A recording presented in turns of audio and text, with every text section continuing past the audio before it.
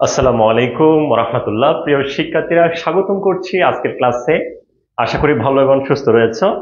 So তোমরা জানো যে আমরা তোমাদের জন্য শুরু করেছি আইসিটির এমসিকিউ ফ্রি লাইভ ক্লাস। এরই ধারাবাহিকতায় আজকে আমরা চতুর্থ ক্লাস নিয়ে তোমাদের সাথে রয়েছি। আজকে আমরা আলোচনা করব আমাদের ওয়েব ডিজাইন পরিচিতি এবং এইচটিএমএল, অর্থাৎ আমাদের আইসিটির চতুর্থ অধ্যায় নিয়ে আজকে ক্লাসে আলোচনা করব। সো তোমরা আমাকে শুনতে পাচ্ছ কিনা, আমাকে দেখা যাচ্ছে কিনা একটু কমেন্ট করে জানাবে। একই সাথে তোমরা আমার সাথে আজকের ক্লাসে কোন জায়গা থেকে যুক্ত হয়েছো সেটা একটু জানিয়ে দাও, তোমাদের বন্ধুদেরকে মেনশন করে দাও, যাতে সবাই একসাথে আমরা ক্লাসটা করতে পারি। সো একটু ছটজলদি জানিয়ে দাও তোমরা আজকে আমাদের ক্লাসে কারা কোন জায়গা থেকে যুক্ত হয়েছো, ঠিক আছে? এরই ফাঁকে আমরা সবাইকে একটু মেনশন করে দিই, যাতে সবাইকে নিয়ে ক্লাসটা একটা আমরা করতে পারি।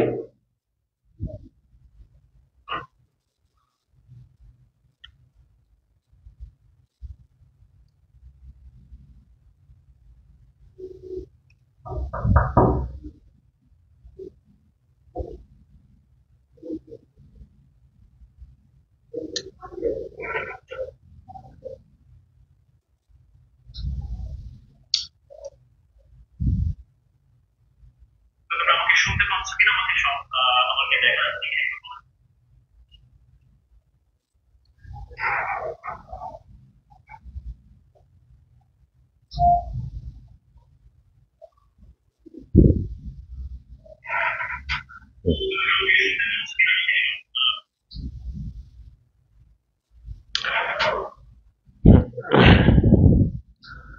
আচ্ছা, ওকে, তোমরা অনেকে সালাম দিয়েছো, সবাইকে ওয়ালাইকুম আসসালাম ওয়া রাহমাতুল্লাহ।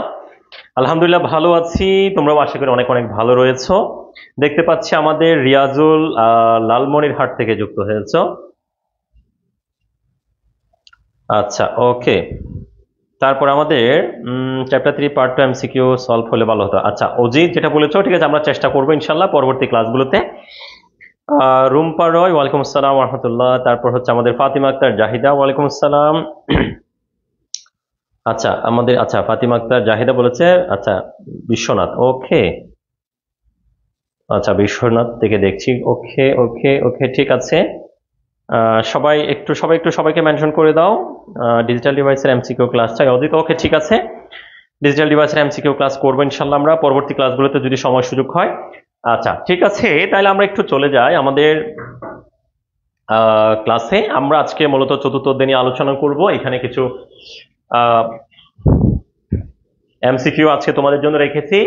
তো বরাবরের মতো আমরা যেটা করি সেটা হচ্ছে এমসিকিউ ক্লাসে যাওয়ার আগে আমরা এই অধ্যায়ের সবচেয়ে গুরুত্বপূর্ণ যে টপিকগুলো রয়েছে সিকিউর জন্য সেগুলো নিয়ে একটু আলোচনা করি। এর ওই ধারাবাহিকতায় এখন তোমাদেরকে একটু বলতে যাচ্ছি আমাদের সিকিউর জন্য কোনগুলো সবচেয়ে বেশি ইম্পর্টেন্ট। ওকে, আচ্ছা। তো আমরা চতুর্থ অধ্যায়ে আলোচনা করব। আলোচনায় যাওয়ার আগে তোমাদেরকে আমরা যেটা বলবো সেটা হচ্ছে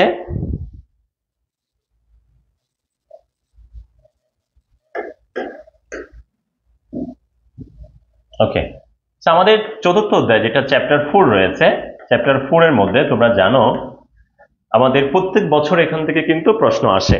ওকে,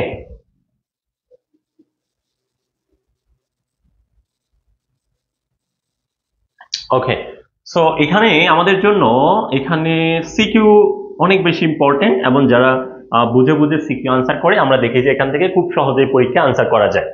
তো সিকিউর জন্য আমাদের গুরুত্বপূর্ণ যে টপিকগুলো রয়েছে তার মধ্যে অন্যতম হচ্ছে আমাদের যে লিস্ট রয়েছে, বিভিন্ন ধরনের যে লিস্ট রয়েছে। তোমরা যারা এইচএসসি 26-এর পরীক্ষার্থী রয়েছে তোমাদের জন্য আমার পরামর্শ যেটা সেটা হচ্ছে লিস্টের প্রশ্নগুলো একটু ভালো করে দেখতে হবে। ওকে, এরপর আমাদের টেবলটা অনেক বেশি ইম্পর্টেন্ট। পরীক্ষায় টেবল থেকে প্রশ্ন আসে, টেবলের মধ্যে ইনক্লুড করে দেয় ইমেজ, টেবলের মধ্যে আমাদের ইমেজ ইনক্লুড করে দেন আমাদের হচ্ছে হাইপার লিঙ্কের যে ব্যাপারগুলো রয়েছে, হাইপার লিঙ্কের ব্যাপারটাও টেবলের সাথে আমরা দেখি যে অ্যাড করে দিতে, ঠিক আছে? সো লিস্ট এবং টেবলের এই দুইটা কাজ থেকে মোটামুটি পরীক্ষায় প্রশ্ন চলে আসে। টেবলের মধ্যে আমাদের ইমেজ এবং হাইপারলিংকের কাজটা একসাথে অ্যাড করে দেয়। এই দুইটা টপিক থেকেই আমরা দেখি যে বেশিরভাগ ক্ষেত্রে আমাদের পরীক্ষায় কি আসে, প্রশ্ন আসে। এরপরে আমাদের একটা থিওরিটিক্যাল প্রশ্ন পরীক্ষায় দেখা যায়, সেটা হচ্ছে ওয়েবসাইটের যে কাঠামো বা স্ট্রাকচার, ওয়েবসাইটের যে স্ট্রাকচার বা ওয়েবসাইটের যে কাঠামো, সেখান থেকে পরীক্ষায় প্রশ্ন আসে। আমরা জানি যে আমাদের 4 ধরনের কাঠামো রয়েছে: লিনিয়ার কাঠামো, হায়ারার্কিক্যাল কাঠামো, নেটওয়ার্ক কাঠামো, হাইব্রিড বা কম্বিনেশন হাইব্রিড কাঠামো। এই 4 ধরনের কাঠামো থেকে পরীক্ষায় সবচেয়ে বেশি আসে লিনিয়ার কাঠামো, তারপর হচ্ছে আমাদের হায়ারার্কিক্যাল বা ট্রি কাঠামো, এরপর আমাদের হচ্ছে নেটওয়ার্ক কাঠামো। এই 3টা কাঠামো থেকে পরীক্ষায় প্রায় সময় পরীক্ষায় আসে। সো তোমরা অবশ্যই ওয়েবসাইটের যে স্ট্রাকচার রয়েছে, ওয়েবসাইটের যে কাঠামো রয়েছে, লিনিয়ার কাঠামো, ট্রি বা হায়ারার্কিক্যাল কাঠামো, নেটওয়ার্ক কাঠামো, এই 3টা সবচেয়ে বেশি আছে। অবশ্যই হাইব্রিড যে কাঠামোটা রয়েছে সেটা একটু দেখে ফেলবা, ঠিক আছে? সো মোটা দাগে লিস্ট, টেবল, ওয়েবসাইটের স্ট্রাকচার, এগুলো যদি আমরা দেখি, ইনশাআল্লাহ আমরা বলতে পারি এখান থেকে পরীক্ষায় সিকিউতে তোমাদের কি হয়, এখান থেকে পরীক্ষায় কমন আসবে। এরপর যারা একটু বেশি পড়তে চাও, তোমাদের জন্য যেটা রয়েছে ওয়েবসাইটের যে প্রকারভেদ রয়েছে, ক্লাসিফিকেশন, ডাইনামিক ওয়েবসাইট এবং হচ্ছে স্ট্যাটিক ওয়েবসাইট, ডাইনামিক এবং হচ্ছে স্ট্যাটিক ওয়েবসাইট যেটা রয়েছে, এই দুটো ওয়েবসাইটের প্রকারভেদটা একটু দেখে নিতে হবে। এরপর বিভিন্ন ধরনের যে লেখার পরিবর্তন, যেটাকে আমরা টেক্সট ফরম্যাটিং বলি, টেক্সট ফরম্যাটিংটা একটু দেখে ফেললে আশা করা যায় HTML থেকে যে সিকিউটা আসবে সেটা তোমরা পরীক্ষা অবশ্যই কি করতে পারবা, করতে পারবে, ঠিক আছে?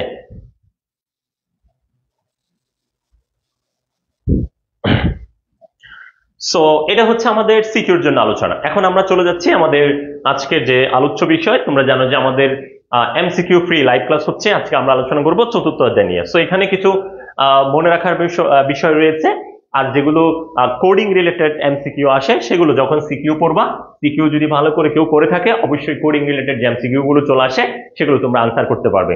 এখন কোডিং রিলেটেড যে MCQ রয়েছে সেগুলোর বাইরে গিয়ে যে প্রশ্নগুলো হয় বিভিন্ন বেসিক কনসেপ্ট থেকে, সেগুলো নিয়ে আমরা আজকের ক্লাস আলোচনা করব, ঠিক আছে? সো আমরা একটু চলে যাচ্ছি আমাদের আজকের ক্লাসে। ওকে, সো আমরা একটু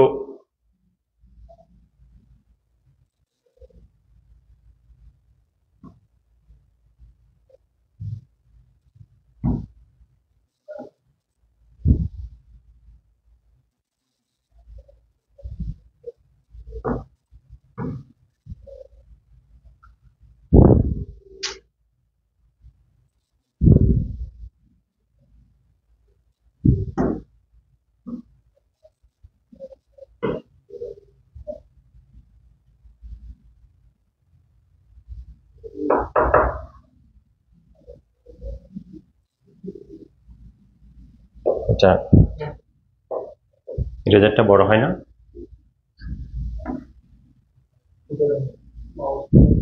এটা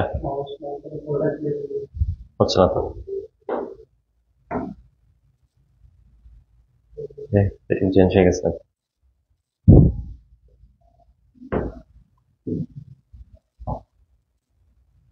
দেখো এটা বড় করা যাচ্ছে না, কি হয়েছে?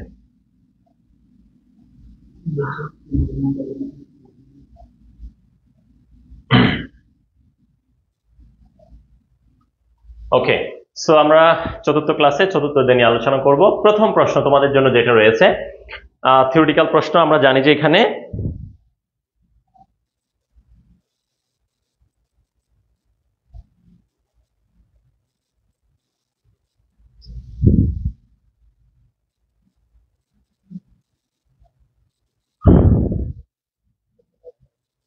ওকে, সো তোমরা একটু আমাকে বলে দাও, আমরা প্রথম এমসিকিউ যেটা তোমাদের জন্য রেখেছি সেটা হচ্ছে আইএসপি এর পূর্ণরূপ কোনটা।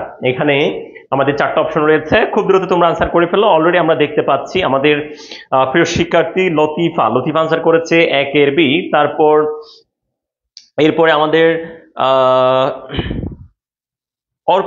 অর্পিতা আনসার করেছে খ হবে। সঞ্জু আনসার করেছে খ হবে। তারপর আমাদের সিয়াম আহমেদ আনসার করেছে 1 এর বি হবে। জলদি একটু আনসার করে দাও তোমরা। রুদ্র আনসার করেছো ক হবে। আচ্ছা, ওকে। তারপর আমাদের সঞ্জু, ওকে, তুমি পড়া বলতে সার্ভিস প্রোভাইডার আচ্ছা অর্পিতা, হ্যাঁ দেখেছি তোমারটা। তারপর হচ্ছে শাহাদাত আহমেদ আনসার করেছে একের খ।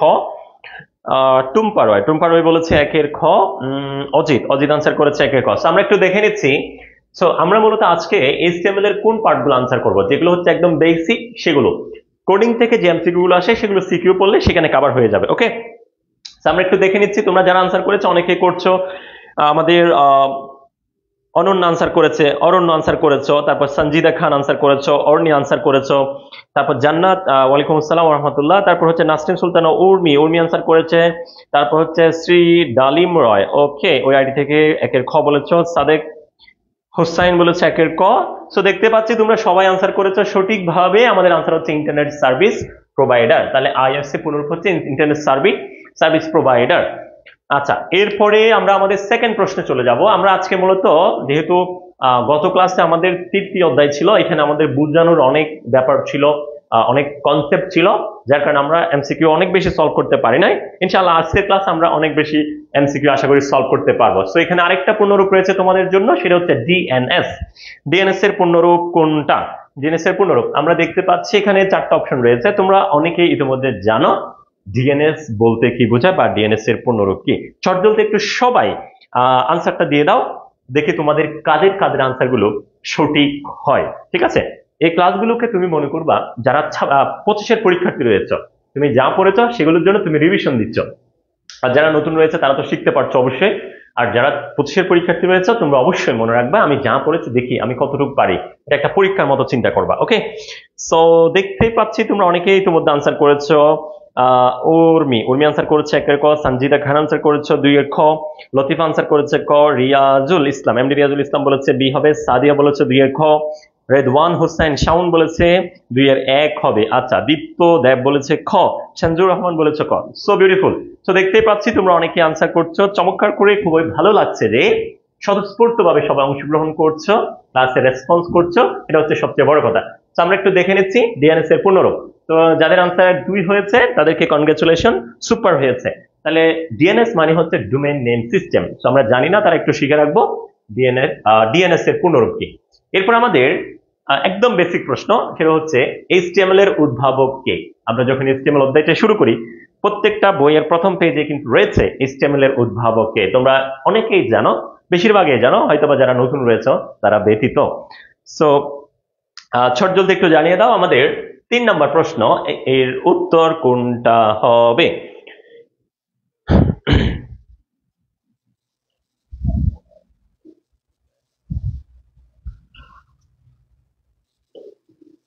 আচ্ছা, আমাদের পরবর্তী প্রশ্ন তাহলে এইচটিএমএল এর উদ্ভাবক কে। আচ্ছা, তোমরা একটু নাম্বার সহ উল্লেখ করবা যে 2 এর কোনটা, 3 এর কোনটা, কারণ অনেক সময় কমেন্ট গুলো দেরিতে আসে। সো একটু চেষ্টা করতে হবে তোমাদের নাম্বার সহ আনসার করতে। সো আমরা দেখতে পাচ্ছি ইতিমধ্যে আমাদের সাদি আনসার করেছে 3 এর ক। লতিফ আনসার করেছে 3 এর ক। তারপর হচ্ছে তানিশা তানু আনসার করেছে এ হবে। অর্পিতা আনসার করেছে 3 এর এ। সাইমা, আচ্ছা সাইম আনসার করেছে 3 এর ক। সাদেক হোসেন বলেছে 3 এর ক। তারপর হচ্ছে আমাদের তাবাসসুম শিমুক 3 এর ক বলেছ। দীপ্ত দেব বলেছে ক হবে। Wow, so beautiful. তার মানে বুঝতে পারছি তোমাদের সবার আনসার সঠিক হচ্ছে। তো আমরা এখানে আর টাইম ওয়েস্ট করছি না, আমরা চলে যাচ্ছি পরবর্তী প্রশ্নে। পরবর্তী প্রশ্ন তোমাদের জন্য কি রয়েছে? পরবর্তী প্রশ্নে আমরা দেখতে পাচ্ছি ওয়েব পেজ তৈরিতে কোন ভাষা ব্যবহার করা হয়। খুবই সহজ প্রশ্ন, দেখি তোমরা জলদি আনসার করে ফেলো, কোনটা হবে? ঠিক আছে, এটা সবাই পারবে। একটা ওয়েব পেজ তৈরি করতে আমরা কোনটা ব্যবহার করি? Python, HTML, COBOL, Fortran. ঠিক আছে, সবাই পারবে আশা করি।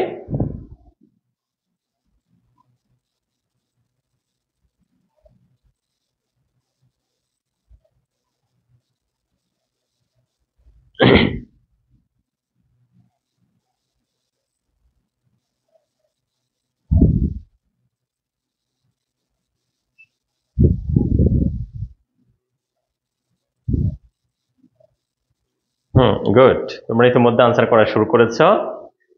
আমরা দেখতে পাচ্ছি আমাদের 4-এর অনেকে আনসার দিয়েছ। রুদ্রদেব, তারপর হচ্ছে আমাদের ইয়াসমিন হক ইস্যু আনসার করেছ। অজিত আনসার করেছে। ফাইজুন কবির তাজদিদ আনসার করেছ 4-এর খ হবে। রুবেল মিয়া আনসার করেছ 4-এর ক হবে। আবিদ আনসার করেছ ক হবে। রাব্বি হাসান আনসার করেছো ক হবে, গুড। সেখানে ক বলেছে অনেকে।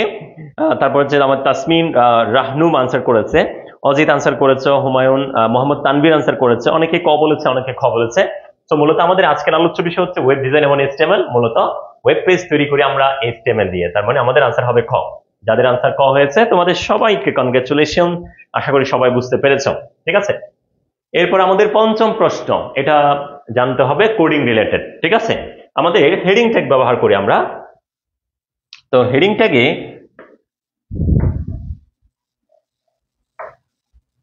আমাদের যে হেডিং ট্যাগ রয়েছে, তো তোমরা জানো আমাদের যখন ওয়েব পেজ ডিজাইন করি সেখানে আমরা হেডিং ব্যবহার করি। সো কোন একটা লেখাকে বড় ছোট হেডিং আকারে দেখানোর জন্য বিভিন্ন লেখার সাইজ বড় ছোট করার জন্য আমরা হেডিং ব্যবহার করি। সো এইচটিএমএল এরকম কয়টি হেডিং রয়েছে, এইচটিএমএল এর সেরকম কয়টি হেডিং রয়েছে? সো আনসার করেছে 5 এর গ হবে, আমাদের সাদি আনসার করেছে, ফাহিম ফাহাদ আনসার করেছে 5 এর সি হবে, লতিফ আনসার করেছে 5 এর গ, তানিশা তানু আনসার করেছে 6টি, গুড। টুম্পা রয় বলেছে 5 এর খ, সুপার। তাহলে আমাদের হেডিং ট্যাগ হচ্ছে কয়টি? আমাদের আমরা দেখতে পাচ্ছি আমাদের হেডিং ট্যাগ হচ্ছে 6টি। হেডিং ট্যাগ কয়টি? 6টি। আমাদের হেডিং ট্যাগ হচ্ছে কয়টি? 6টি। সবচেয়ে বড় হেডিং হচ্ছে H1, H1, H2, H3, এরকম আমাদের টোটাল 6টি হেডিং রয়েছে। H1, H2, H3, H4, H5, H6, সর্বশেষ H6, এরকম আমাদের টোটাল হেডিং রয়েছে 6টা। সবচেয়ে বড় হেডিং হচ্ছে H1, সবচেয়ে ছোট হেডিং হচ্ছে H6। এগুলো সবগুলো কন্টেইনার ট্যাগ। শুরু হলে অবশ্যই কি করতে হবে? স্ল্যাশ দিয়ে কি করতে হবে? শেষ করতে হবে। H1 শুরু হলে H1 শেষ, H2 শুরু হলে H2 শেষ, 3 হলে 3 শেষ, 6 হলে 6 শেষ। H1 এবং H1 হেডিং ট্যাগ শুরু করলাম শেষ করলাম, এর মাঝখানে আমরা যেই লেখাগুলো লিখবো সেই হেডিংটাকে সবচেয়ে বড় করে দেখাবে।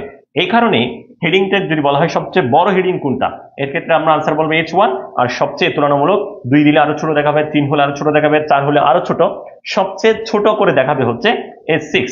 এই কারণে বলা হচ্ছে সবচেয়ে ছোট হেডিং হচ্ছে H6। তাহলে আমাদের যেটা মনে রাখতে হবে সেটা হচ্ছে সবচেয়ে বড় হেডিং হচ্ছে H1 আর সবচেয়ে ছোট হেডিং হচ্ছে H6। এরকম টোটাল 6টা হেডিং আমরা এইচটিএমএল এ কি করি? ব্যবহার করি। তো আশা করি সবার হয়েছে। আমরা পরবর্তী প্রশ্নে দেখছি, অলরেডি আমি বলে ফেলেছি আমাদের যে 6টা হেডিং রয়েছে H1, H2, H3, H4, H5, H6, তার মধ্যে সবচেয়ে বড় হেডিং হচ্ছে আমরা সবাই জানি যে H1, এটি ইতিমধ্যে আমি বলে ফেলেছি, ঠিক আছে। সো এরপর আমি এখানে আরেকটা প্রশ্ন দেখতে পাচ্ছি আমরা, নিচের কোনটি ফাঁকা ট্যাগ? আমরা জানি যে এইচটিএমএল এ তোমরা একটু আনসার করতে থাকো, 7 নম্বরের আনসার কত হবে। এর ফাঁকে তোমাদের একটু আমি বলে রাখছি যে ফাঁকা ট্যাগ এমন বলতে কি বোঝায়। ফাঁকা ট্যাগ মানে হচ্ছে এমটি ট্যাগ। আমরা এইচটিএমএল এ যতগুলো ট্যাগ দেখি, প্রত্যেকটা ট্যাগ যতগুলো ট্যাগ আছে সবগুলোকে আমরা দুই ভাগে ভাগ করি। একটাকে বলা হয় কন্টেইনার ট্যাগ, কি বলি একটাকে আমরা বলি কন্টেইনার ট্যাগ। সো আচ্ছা, এখানে আমাদের আনসার হচ্ছে কোনটা? ব্র্যাক। সো আমরা টোটাল 6টা 2 ধরনের ট্যাগ পাই। একটাকে আমরা বলি এমটি ট্যাগ, কি বলি? MT, EMPTY, MT. আরেকটাকে আমরা বলি কন্টেইনার ট্যাগ, কন্টেইনার, ঠিক আছে, কন্টেইনার ট্যাগ। সো আমরা টোটাল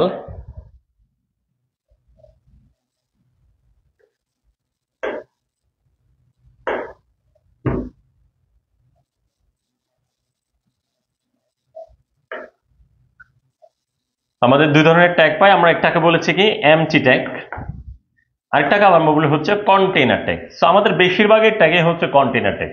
যেমন আমরা যে হেডিং ট্যাগ দেখলাম এটাও মূলত হচ্ছে একটা কন্টেইনার ট্যাগ। কন্টেইনার ট্যাগ হচ্ছে আমরা সেই সকল ট্যাগকে বলি যেই সকল ট্যাগ শুরু করলে শেষ করতে হয়। শুরু এবং শেষে দুইটা ট্যাগে সেম, শুধু একটা ডিফারেন্স এখানে দেখতে পাই, সেটা হচ্ছে একটা স্ল্যাশ। যে ট্যাগের মধ্যে স্ল্যাশ থাকবে সেটাকে আমরা বলি শেষ ট্যাগ, আর যে ট্যাগের মধ্যে স্ল্যাশ থাকবে না সেটাকে আমরা বলি ওপেনিং ট্যাগ বা শুরু ট্যাগ। তাহলে এইচটিএমএল এমন কিছু ট্যাগ রয়েছে যাদের শুরুও করতে হয় শেষও করতে হয়। এই ট্যাগগুলোকে মূলত আমরা বলি হচ্ছে কন্টেইনার ট্যাগ। এই ট্যাগগুলোকে আমরা কি বলি? Container tag. আর এমটি ট্যাগ হচ্ছে সেই সকল ট্যাগ যেই সকল ট্যাগ শুরু হলে শেষ হয় না।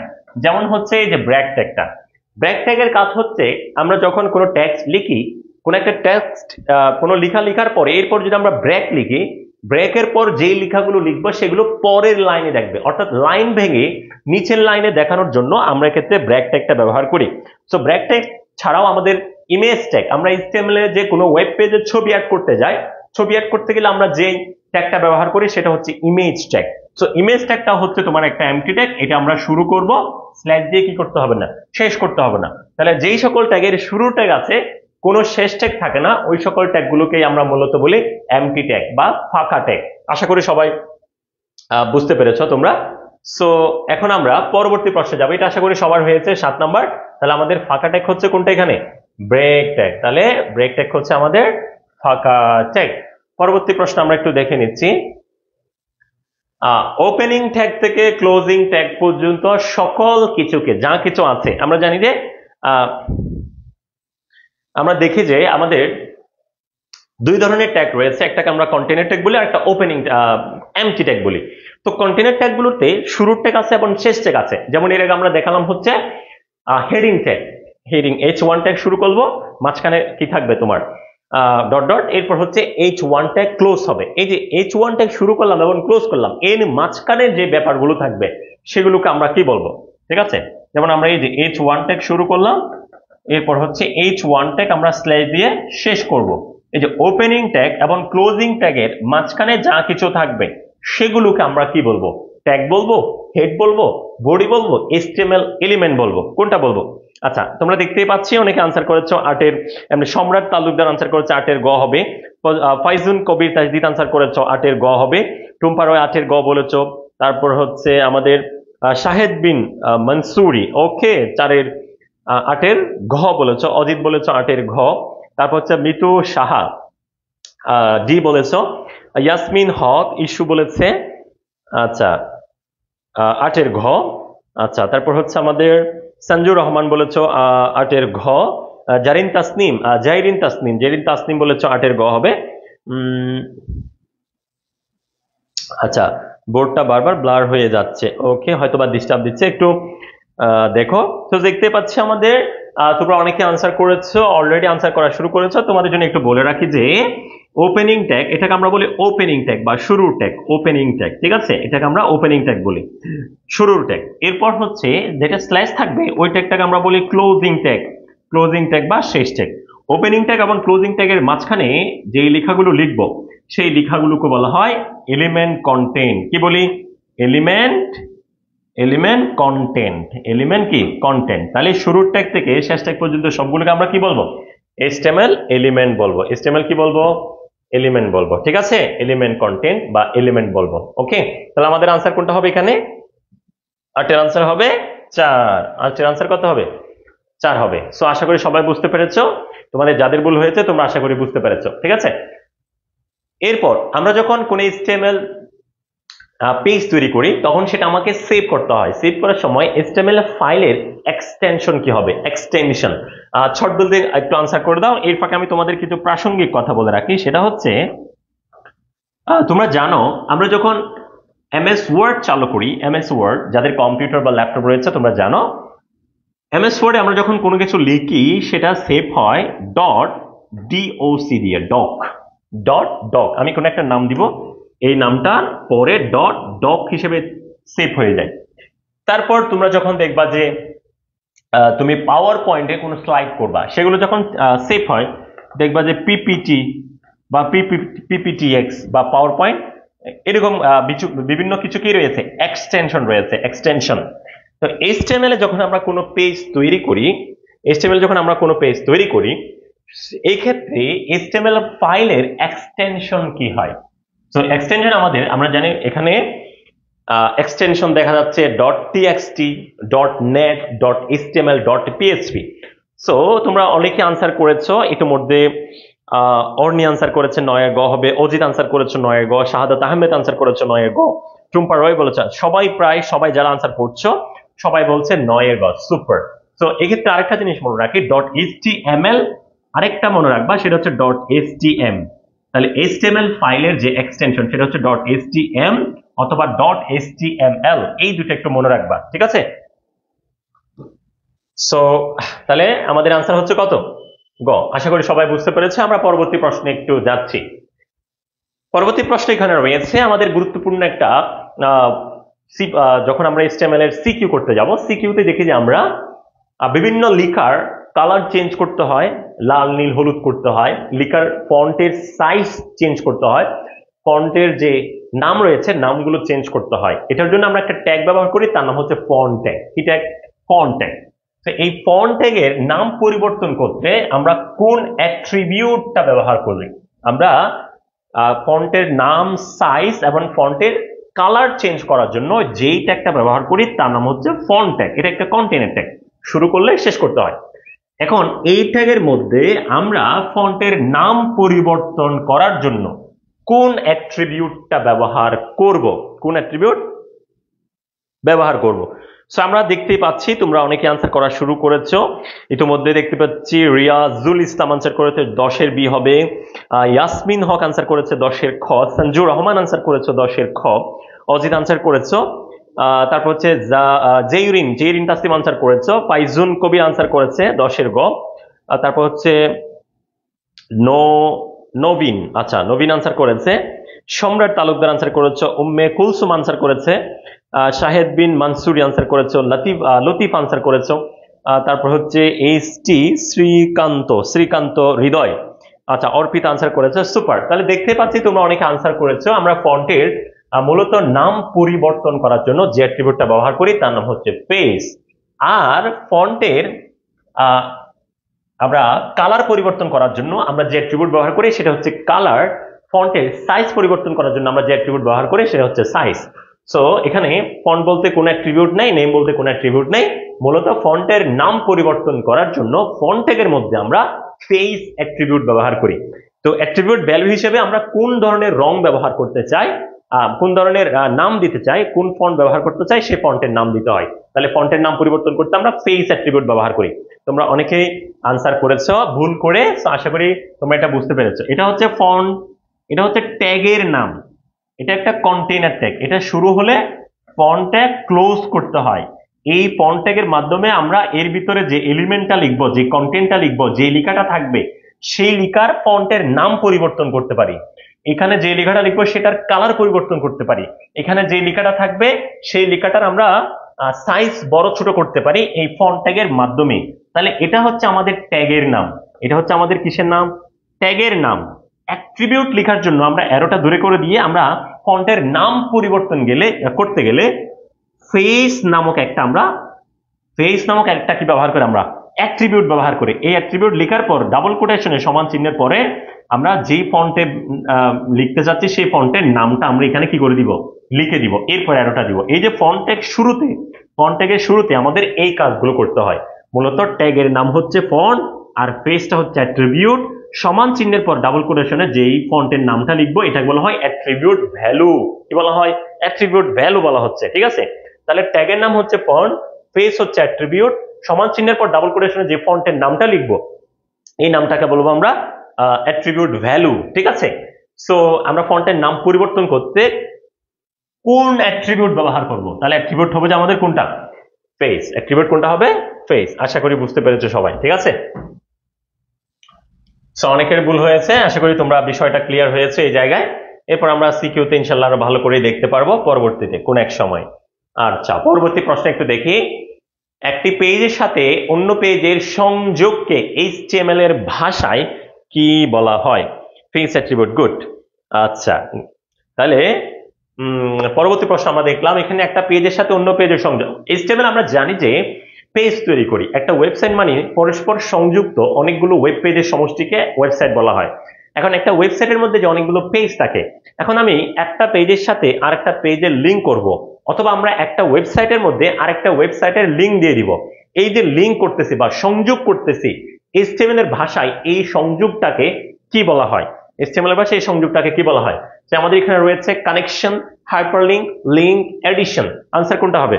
সুপার, তোমরা অনেকে আনসার করেছো, চমৎকার ভাবে সঠিক আনসার দিচ্ছ। সবাই সঠিক আনসার দিচ্ছ। তাহলে এটাকে আমরা কি বলবো? হাইপারলিংক বলবো। কি বলবো? হাইপারলিংক করব।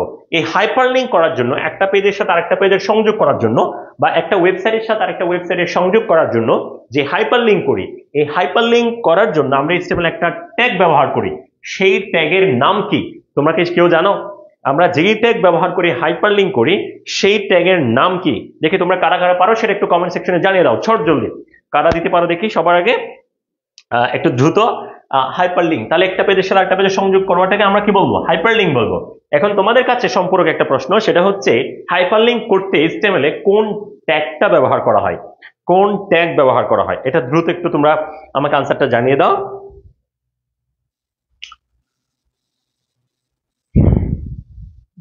গুড, চমৎকার, সবার আনসার সঠিক হচ্ছে। 11 নম্বরে খ আনসার, গুড। আচ্ছা, যেটা প্রশ্ন করেছে সেটা হচ্ছে হাইপারলিংক করতে HTML এ কোন ট্যাগ ব্যবহার করা হয়?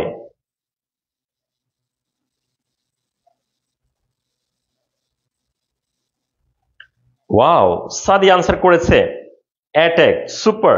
সুমাইয়া বিনতে জাহির আনসার করেছো, ফাহিম ফাহাদ আনসার করেছো, সিফাত ইসলাম এইচ বলেছো, ওটা হয় নাই।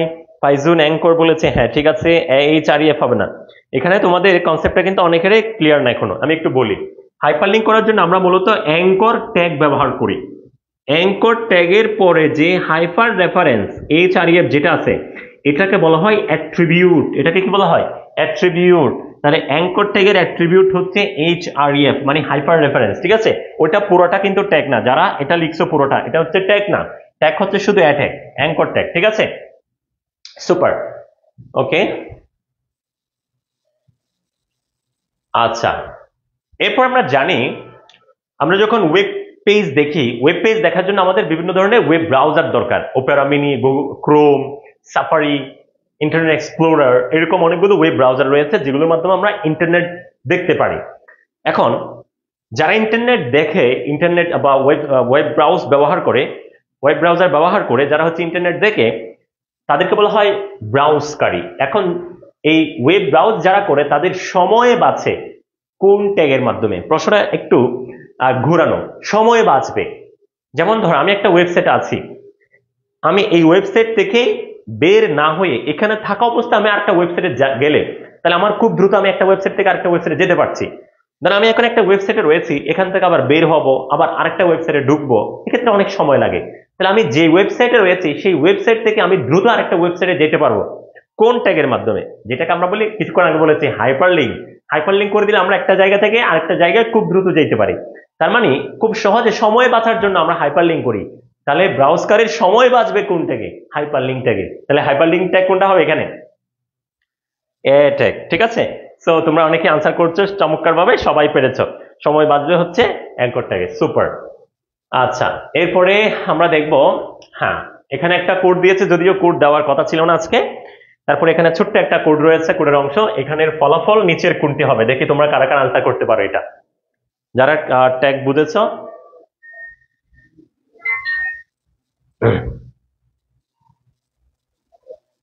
ঠিক আছে, ওকে। সো তোমরা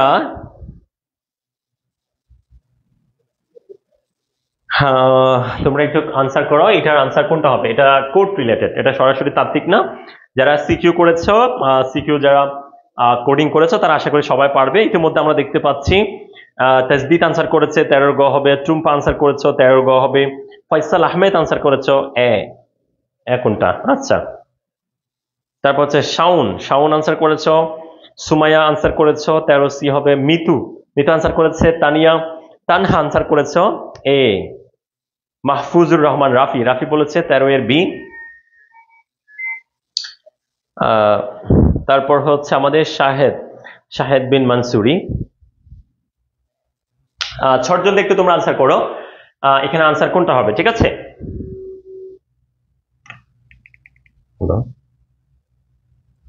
হ্যাঁ একটু পর কল দিচ্ছি, কাজ আছে।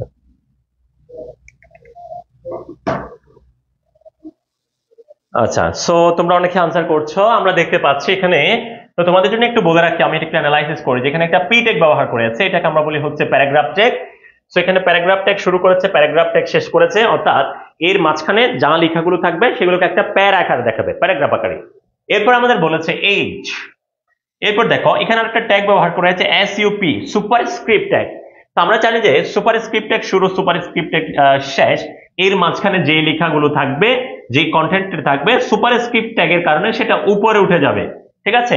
এরপর রয়েছে ও, তাহলে আমাদের আনসার কোনটা হবে?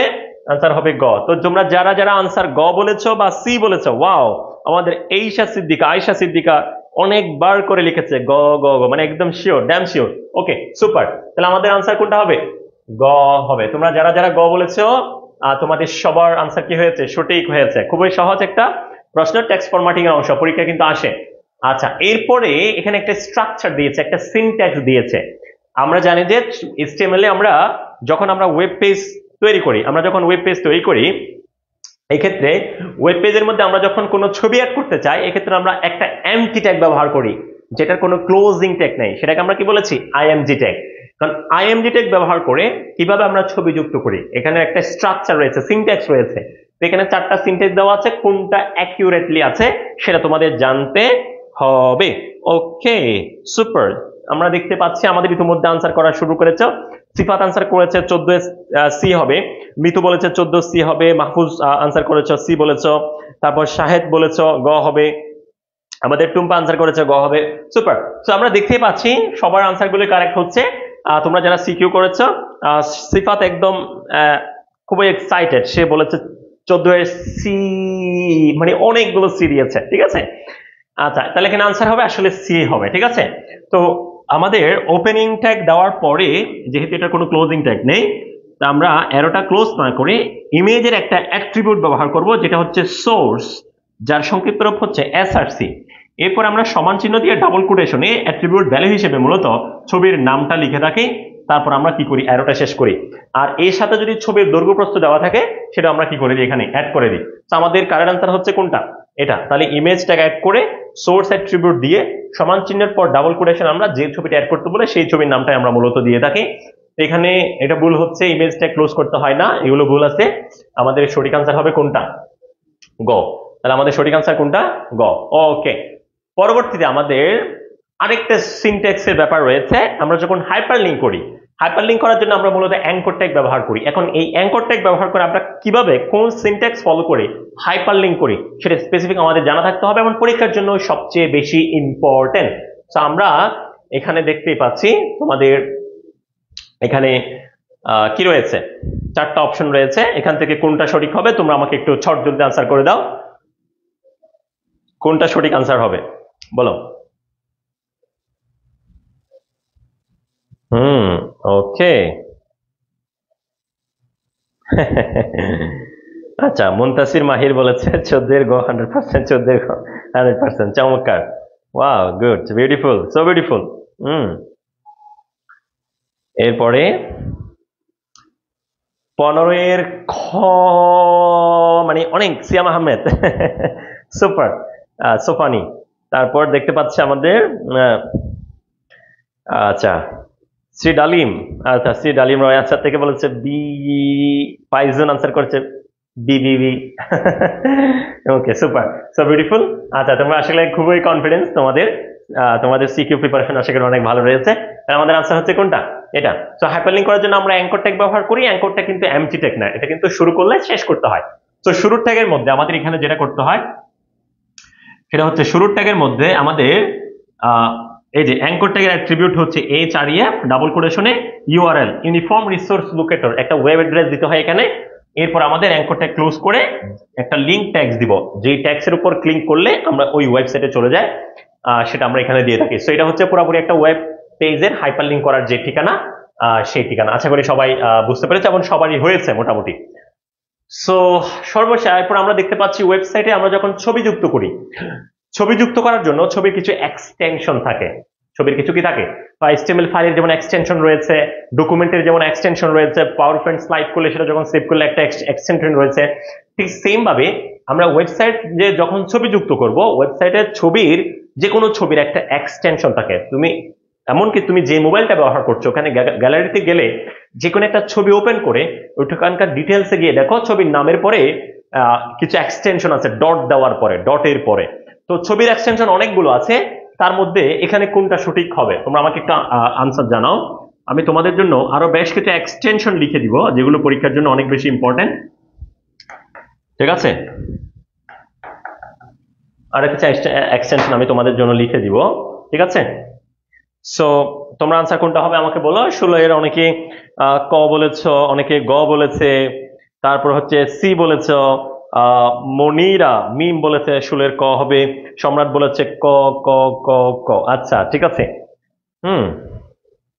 জারাফ, আচ্ছা জারাফ বলেছে গহ, জার্রাফ। আচ্ছা, রেদওয়ান হোসেন শাওন বলেছে শুলের 2 হবে। ওকে, সো আমরা একটু বলে নিই, ছবির এক্সটেনশন অনেকগুলো রয়েছে, তবে আমাদের পরীক্ষায় সবসময় যেটা দেখা যায় সেটা হচ্ছে ডট জেপিজি। জেপিজি এই এক্সটেনশনটা দেখা যায়। আরেকটা এক্সটেনশন রয়েছে জেপিইজি, এই এক্সটেনশনটাও দেখা যায়। আরেকটা এক্সটেনশন দেখা যায় সেটা হচ্ছে পিএনজি, এটাও দেখা যায় পরীক্ষায়, এই তিনটাই বেশি আসে। এরপর আরেকটা এক্সটেনশন দেখা যায় সেটা হচ্ছে জিআইএফ। আরেকটা এক্সটেনশন আমরা পরীক্ষায় দেখি যেটাকে আমরা বলি বিএমপি। তো এই 5টা এক্সটেনশন তোমরা আপাতত ছবির এক্সটেনশন হিসেবে মনে রাখো। তো আমরা তার মধ্যে দেখতে পাচ্ছি এখানে 2টা রয়েছে, একটা হচ্ছে জেপিজি, আরেকটা হচ্ছে পিএনজি। সো আনসার হবে আমাদের খ, 1 এবং 3। ঠিক আছে, এটা হচ্ছে জেপি জে হবে না, এটা হচ্ছে জেপিজি হবে। আর এটা যদি আমি না ধরি, আইএমজি তো জীবাণু সম্ভব না, এটা কোনো এক্সটেনশন না। এটা যদি না হয়, এটাও যদি না ধরি, শুধু 3 বলতে কোনো অপশন এখানে নেই। ঠিক আছে, শুধু 3 বলতে এখানে কোনো অপশন নেই, 3 বলতে কোনো অপশন এখানে নেই। তো জানা একদম 100% শুলের ক শুলের ক শুলের ক বলেছ মুনতাসির মাহির। ঠিক আছে, সো ওকে, সো যারা হচ্ছে 16 ক বলেছ, দেখো তাইলে এখানে 16 ক হচ্ছে 1 2। আইএমজি ডট আইএমজি বলতে কোনো ছবির এক্সটেনশন নেই, ছবির এক্সটেনশন হচ্ছে এগুলো স্যার। ঠিক আছে, তা আশা করি তোমরা খুব আত্মবিশ্বাসের সাথে ভুল করেছে এই প্রশ্ন। ঠিক আছে। আচ্ছা, সো বিউটিফুল, কোনো সমস্যা নেই। আমরা পরবর্তী প্রশ্নে একটু যাচ্ছি।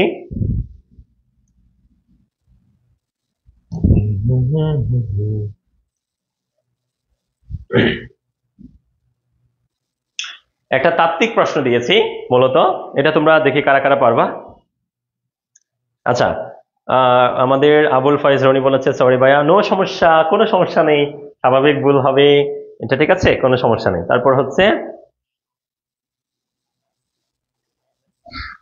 আচ্ছা, আমাদের ভুল হতেই পারে, কোনো সমস্যা নেই। ঠিক আছে, এই যে ভুল থেকে শিক্ষাটাই অনেক দিন মনে থাকবে, যেটা ভুল করেছে সেটাই দীর্ঘদিন মনে থাকবে, এটাই হচ্ছে কি সবচেয়ে ভালো।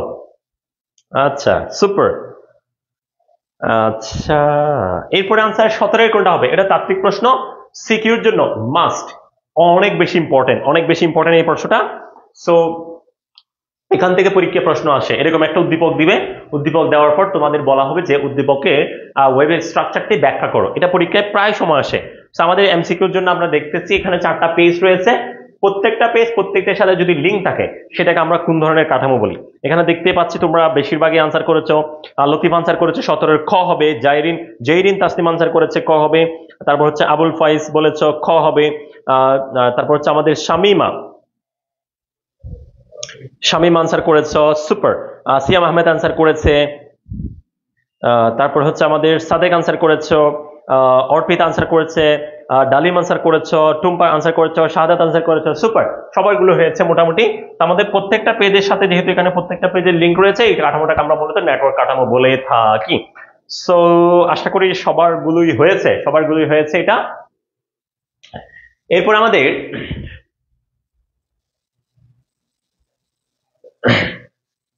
আরেকটা প্রশ্ন আমরা এখানে দেখতে পাচ্ছি, সেটা হচ্ছে আরেকটা চিত্র দেখতে পাচ্ছি আমরা এখানে, পেজ 1 পেজ 2 পেজ 3 এভাবে করে করে একটা পেজের সাথে আরেকটা পেজের লিঙ্ক রয়েছে, একটা পেজের সাথে আরেকটা পেজের কি রয়েছে, লিঙ্ক রয়েছে।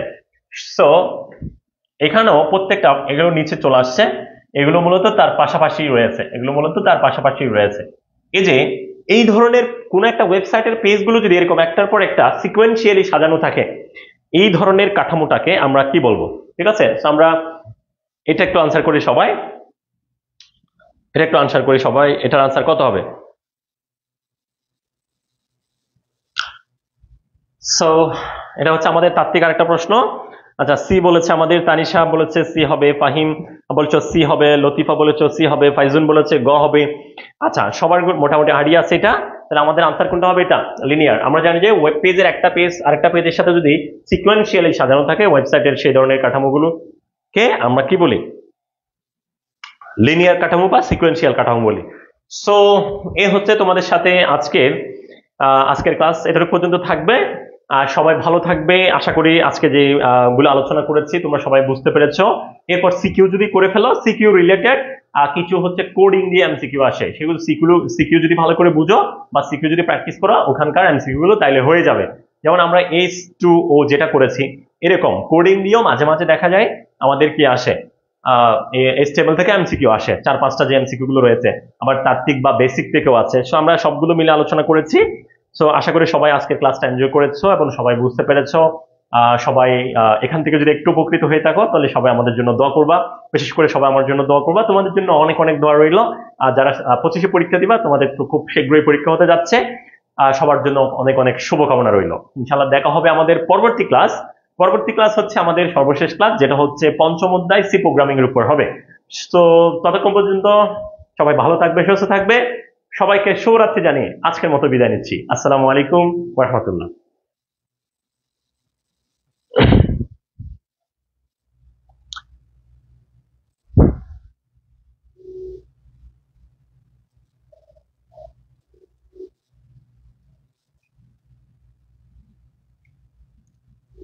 পৃথিবীতে কেউ স্থায়ী হয় না, হোক না সে ফেরাউন কিবা নমরুদ, কেউ ভবে চিরকাল রয় না। পৃথিবীতে কেউ স্থায়ী হয় না, হোক না সে ফেরাউন কিবা নমরুদ, কেউ ভবে চিরকাল রয়